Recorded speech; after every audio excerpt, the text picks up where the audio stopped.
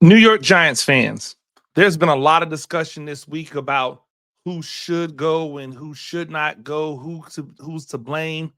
It went from Daboll and Joe Schoen being in this thing lockstep to it seems as if the fan base has been fractured on who should go. Should it be Joe Schoen? Should it be Brian Daboll? To maybe even people inside the organization leaning towards Joe Schoen over Brian Daboll or vice versa. All I can tell you is this: whenever you find the cancer, you got to cut it completely out. I'm Coach Gene Clemons, and I've got a giant issue. 3, 2, 1.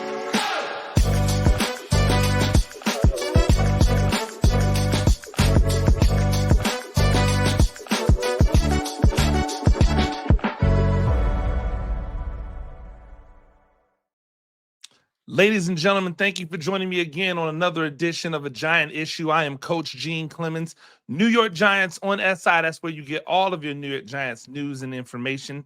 Make sure that you go and check that out. Always blessed to have you guys join me, talk a little bit of New York Giants football. Listen, I'm here for you. I'm here to give you an unbiased, unslanted opinion on what I believe should be going on or is going on within this Giants franchise, this Giant organization. And there's been a few things that's been discussed this week so far. One is the announcement that Michael Penix Jr. is going to start at quarterback for the Atlanta Falcons. And there's this idea that if Michael Penix Jr. performs well, then that is going to be an indictment on the New York Giants, and more specifically on Joe Schoen, who passed up on Michael Penix to take Malik Neighbors. And while I would normally say, hey, that could be a good argument, the problem is that's only one game. And not for nothing, it's one game versus a team that's not trying to win, with a defense that's all banged up, with a bunch of starters that are on IR and or the bench. So even if Michael Penix Jr. performs really, really well versus the Giants, how can you say that it's a better move, or it would have been a better move to take him after one game versus this New York Giants defense? Seems foolhardy, right? Now, would it be safe to say if we had seen an entire season of Michael Penix and he had been playing well, better than any of the quarterbacks that are playing for the New York Giants right now? Absolutely. Then that would be a completely logical thing to say. Will it be a situation next year when Michael Penix is the starter in Atlanta, if he lights it up? Right? If he lights it up and now you're the New York Giants, and whatever decision they make in the offseason doesn't pan out the way it would have panned out if Michael Penix was their quarterback. Now is there a time to come back and criticize? Absolutely. But the problem is that the Giants got a stud with the number 1 draft pick. They got an absolute stud. I talked about it on my last podcast. Like, Malik Neighbors is going to be one of the elites at wide receiver in this game. And so because Malik Neighbors is going to be one of the elites at wide receiver in this game, you can't look at that draft pick and say that it was wrong, because you didn't have a chance to get Jaden Daniels. And even if you liked any of the other quarterbacks, once those top guys were gone, right? Caleb Williams, Jaden Daniels, Drake May, nobody, right, outside of maybe me, thought Michael Penix should be in the top. So I'm not going to put it on them to see something that nobody else saw, right? Especially when you get the best wide receiver in the draft. Once again, shout out to Brian Thomas and what he's doing in Jacksonville. He's not Malik Neighbors. Shout out to Marvin Harrison Jr. when he has his really great games. He's not Malik Neighbors. And neither one of them have the growth potential of Malik Neighbors because both of them have infinitely better quarterback play than Malik Neighbors has. Infinitely, even for as bad as Jacksonville has been, their quarterback play is not what it's been in New York. The New York Giants quarterback play is so bad right now that they had people out here saying that Tim Boyle should be the starter going forward. Tim Boyle, like it's like y'all aren't even watching the game, or if you are watching the game, you're just watching it from this completely and totally cynical like position that you can't tell the truth. Tim Boyle didn't look good. The pass that he threw, if you want to give Tim Boyle credit for something, it was, I'm just going to throw it up. What do I have to lose? That doesn't mean he was better. He gave the ball to Malik Neighbors one time deep. It wasn't even a deep shot. It was just he threw it out there and let him run underneath it. Oh my gosh, Malik Neighbors Tim Boyle has had more anticipation than any other quarterback. That's not true. I saw a pass be thrown to Malik Neighbors by Drew Lock, who I'm not caping for. But I saw Drew Lock throw him a pass that hit that it was an anticipatory throw that he threw, hit him right in the hands on a go ball, and he dropped it. Right? Because Malik Neighbors isn't perfect. He's going to be a stud. He's a stud right now, but he's not perfect. So this idea that Tim Boyle should be out there getting it done over, y'all got to stop it. Right? You just got to stop it. It's crazy.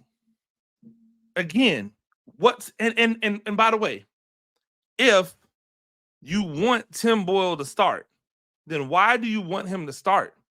Are you trying to win these games? I thought you guys were trying to tank. Like, what are we doing? I'm the person who does not root for the tank. And yet I seem to be the only person who understands what it's supposed to look like when you're tanking. It's supposed to look this bad. Does nobody remember what the Cleveland Cavaliers looked like the year before they got LeBron? It looked horrible. It looked like the worst team in the league. And they got the number one pick. Right? More random than it is in the NBA because you can tank and still not end up with the number one pick. But they got it done. They got the number one pick. They drafted LeBron. And when they drafted LeBron, guess what happened? The next year, they were still bad. But they had LeBron James, so things are going to look up. And then after that, the rest is history. Right after that, the rest is history. Like finals after finals after finals. First the first the Eastern Conference, then the NBA. Then he goes over to the Heat. Champion. 4 years straight, they were in the championship, the NBA Finals. Goes back to Cleveland. 4 years straight, they're in the finals. Right? Like, the tank is what it is. So why would you want to put Tim Boyle out there if you think Tim Boyle has played the best? No. Put the guys who have been bad back out there again. Right? Put Drew Lock out there, let him be bad once again. Why? Because you're trying to lose. I just saw a report that said that Brian Burns was, possibly going to be okay for this game. Why? Like, why? What is Brian Burns going to prove out there on the field right now? Nothing. Because the point is to tank. And that brings me back to my original point, which is if you have cancer, right, they don't want to treat the cancer. Most people will tell you, right, and I've had family members go through having all different types of cancer. The answer is normally not to try to treat the cancer because the cancer is just too volatile. We don't know how fast it can spread, where it might go.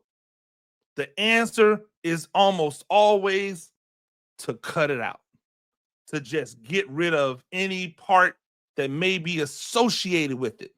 And then once we get rid of all the parts that might be associated with the cancer, we still want to flood the body with radiation to try to get rid of anything that we may have possibly kind of sort of missed. It is a full cleansing of the situation. And ladies and gentlemen, like, make no mistake about it. You can be mad, you can be happy about it, whatever it is, right?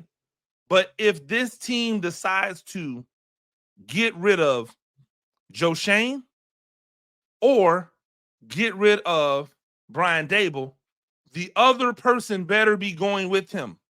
Because if not, the cancer is coming back. If not, the cancer is coming back. I had a family member of mine that had a double mastectomy, right? They decided to have a double mastectomy because they found the cancer in one in one on one side, and they sat her down and had a consultation. They said, hey, in these cases, normally they have, if we just take one, we've got to come back later on and take the other one, because that's just how it spreads. So before there was ever even detection in the second one, boom, both of them gone. Both of them gone. Because even if we can't detect it, guess what? It probably is in there. I had a friend of mine, same thing. Detected in one, took both of them. I had another friend, detected in one, they took one. Year later, took the second one. The spread is what you have to be cautious of. Losing is a cancer. Losing is a form of cancer. And the Giants have to be careful that while they're trying to lose, right? They're trying to lose, they're tanking, that they don't create a culture of losing. See, the one thing that we don't talk about when we talk about the Giants is that when Brian Daboll and Joe Schoen came in, they did not take over a culture of losing. They took over a team that lost games, but they never looked defeated. There was never a defeated attitude. The defense never looked like just completely and totally inept. The offense showed sign outside of that 1 year when Saquon got hurt, and then DJ was just so bad, and then he ended up getting hurt. I think that may have been 2020. It may have been 2020 or 2021. I can't remember exactly which season, but Saquon was hurt, and man, like, DJ looked so bad that they had to just, like, at one point he looked so bad, it was like, are you going to bench him? Like, are y'all gonna get him out of here? And then he got hurt, and then other people came in. But I digress. This team has always been a team that fought. It was always a team that was trying, like when they talk about, hey, you know, there's only been a handful, like there's been 5 and 6 and 7 games or whatever that have been by one score or less. Like, that's been the MO of the Giants, right? Even this year, I wouldn't say, until they started trying to lose on purpose, right? I wouldn't say that it was a losing culture. I would say that they were a team that was losing games. But you can't call it a losing culture, because 2023 happened, and we can all agree that a lot of the issues with 2023 stemmed from just way too many injuries in a row to be able to sustain. We can't blame that on 2024.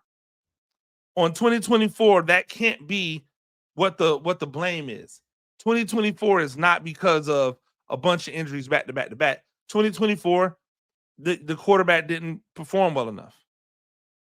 The offensive line was improved. They were doing well when they were hurt. I mean, when they were intact. The defense was holding up. It wasn't great. It was holding up. Right? And then the quarterback wasn't getting the job done. Right? The new running back, the rookie running back was doing his thing. The quarterback wasn't holding up his end of the bargain. Then injuries started happening. People undersold that injury to Kayvon Thibodeau. But once Thibodeau got injured, yeah, people came in, sack numbers were people were getting sacks, but the overall defense just kept on diminishing, especially against the run. Then when Andrew Thomas got injured, the wheels fell off. We already talked about the bad decisions in how to put offensive linemen out there. All of that. We talked about it already. We don't have to keep talking about it. But the tanking now breeds a culture of we're not even trying to win, and that is what can be dangerous. So if you decide that Joe Schoen should go, but we really like Daboll, we think that Daboll can be good, I'm here to tell you, in a year, maybe two, you're going to fire Brian Daboll. If you decide that Brian Daboll should go, and Joe Schoen, well, you know, he's done a decent job acquiring pieces.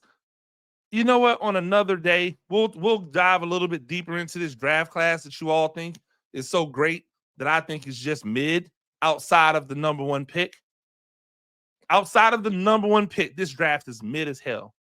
And yet we keep acting as if this draft is so like revolutionary, so game changing. We'll talk about it. But if you decide that Joe Schoen is not the problem, that it's Brian Daboll, guess what you'll be doing in a year or two? You'll be finding another GM. Only when you try to do that, when you try to find another GM, when you try to find another head coach, you're going to quickly realize that no GM wants to inherit a head coach. And so there's going to be issues, and no head coach wants to come in a situation where the GM is on shaky ground. If I'm a head coach, right, and most likely I'm going to be a head coach who is either getting my first opportunity to be a head coach, or I'm a head coach who's getting my second opportunity to be a head coach, and I can't screw this one up because it'll be my last chance. Do I want to come in and be the head coach where it's shaky about whether or not this GM's going to be around? Because then when they bring in a new GM, somebody who didn't hire me, they're going to have a much quicker leash to hook to fire me than the old GM did. If I fire the head coach, right, and I leave the GM, then when that GM picks a quarterback, right, with the new head coach, and then that GM gets fired, when the new GM comes in, guess what that GM's going to want to do most likely? Pick their own head coach and quarterback. So now you might be two down. If you fire the GM but leave the head coach, now you're going to bring a new GM in. Him and the old head coach are going to go and pick a new quarterback, only for that coach to possibly get fired in a year. And now you have to find a coach who wants to be saddled with that quarterback. Remember in Washington when they fired the coach and they brought in Gruden,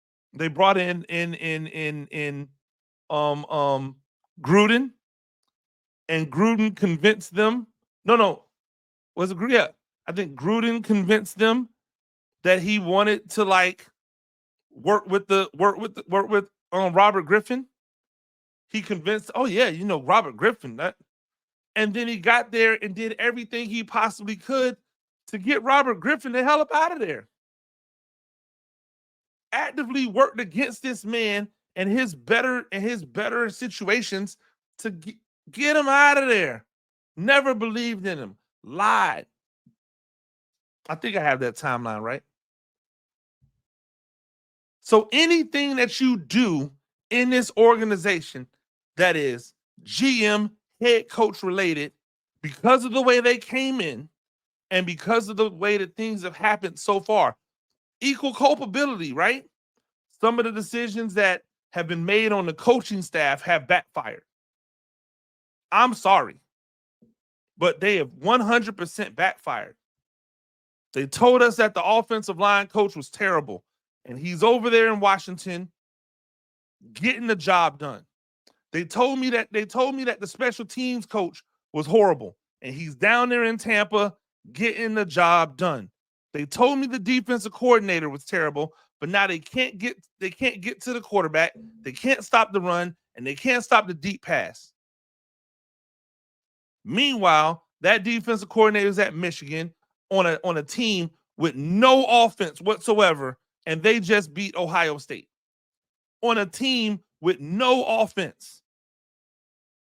Like, everybody try to throw shots at Wink, but Wink is a defensive coordinator of the Michigan Wolverines who had no offense this year.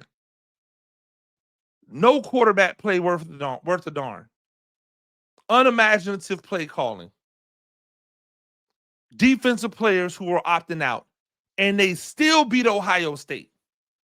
Why? Because of the defensive effort. The defensive coordinator that Brian Daboll handpicked to stop the run, he said it on Hard Knocks. They're giving up runs like it's going out of style. Giving up the run like it's going out of style. So there is culpability on both sides, right? The people who wanted to get rid of all of the players who were leaders and who were standout players from the GM side, and the decision-making on the coaching staff, demoting your offensive coordinator to where you're the play caller, and yet no improvement. A lot of people can argue it's worse, right? There is culpability on both sides.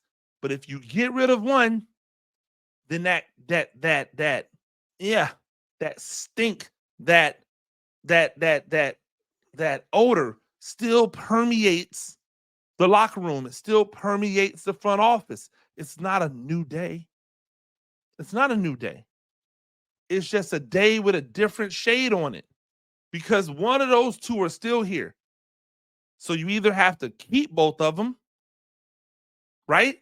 Let them pick their quarterback, and then come out and let the people know, listen, we're in this thing for the long run. We want to see what they're going to look like. We're going to keep them this year, and we want to see what they're going to look like 3 years from now. And just let them step back and let them rock, unless there's some type of scandal. Or you get rid of them right now. Because if you think that one is bad, then both are bad. If you think there's cancer in one, then there's cancer in both, and you need to cut it all out. If you don't, there's a better than likely chance that we're going to be right back here next year around this time having these very same conversations. Quietly as it's kept, after the 2022 season, when the Giants had all that success, myself and other people that I know who cover the Giants were having a conversation and said that team would be lucky to win 7 games next year. And that was a fully healthy team. Coming into this year, I had Emory Hunt on this very show, and we talked about how, man, it's really going to, like, it's great that Malik Neighbors is here, but look who's throwing on the ball. And it's going to be a bunch of slant routes and hitch routes, right? We predicted it because we've seen the product. I'm telling you right now, I don't care what they do. It doesn't matter to me whether they keep them or they fire them. there's going to be something to talk about regardless, right? It doesn't matter to me whether they keep them or they fire them. I can tell you, I am never on the side of knee-jerk reaction, because teams that just go out willy-nilly firing people don't tend to have a lot of success.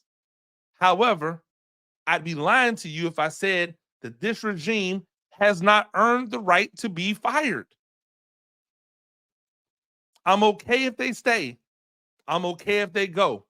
But if this regime, if the ownership, if the decision makers at the top sit down and go, hey man, one of these dudes have to fall on the sword, then New York Giants fans, I'm here to tell you, you are not going to be happy with the results.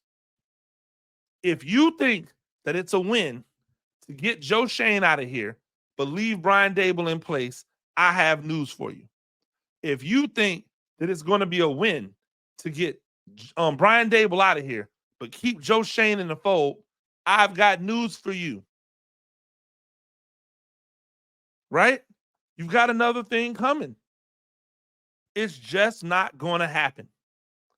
And the sooner that we realize that these two dudes need to be connected until they are no longer Giants, right? Like what they do after this is up to them, right? I'm not saying forever and ever they have to be connected. No. Once they leave, right? Once they're no longer a part of the Giants, then Joe Schoen should go and be his own person. And Brian Daboll should go and be his own person. But as long as they are operating under the umbrella of the New York Giants, it should be Schoen and Daboll together. And once one goes, both go. Because you can't half cut the cancer out. You've got to cut everything out and destroy everything that might have touched it in order to get things going back in the right direction. So if you feel that they need to go, that one needs to go, then the other one needs to go as well. Ladies and gentlemen, that's all the time I have today. New York Giants on SI. That's where you get all of your New York Giants news and information. Make sure you go over there and check that out.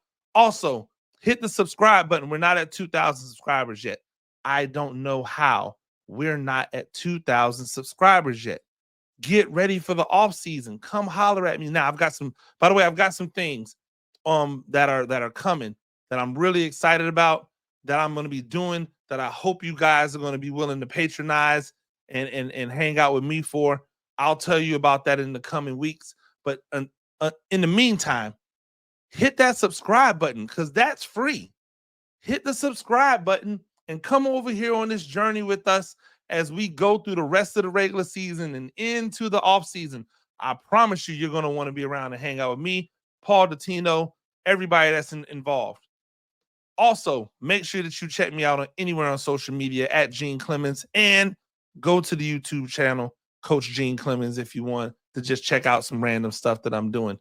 Until next time, I'm Coach Gene Clemons, and I have a giant issue.